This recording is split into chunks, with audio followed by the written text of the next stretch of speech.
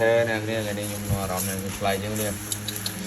cái tiêu nè cái nơi tận nông lăng này tên tên đó này thì là thay thấy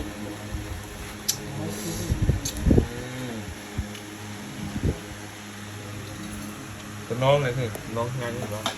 vậy cà rốt riêng mèo riêng nó trăng riêng mèo này riêng phải chọn mấy tận nông này tên em nói này ô cái cú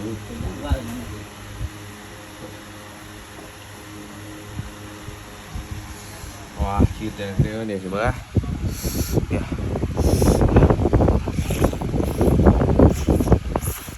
hmm hmm hmm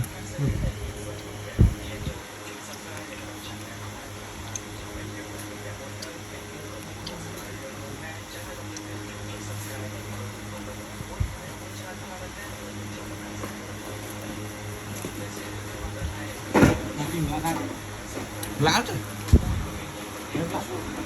ăn rồi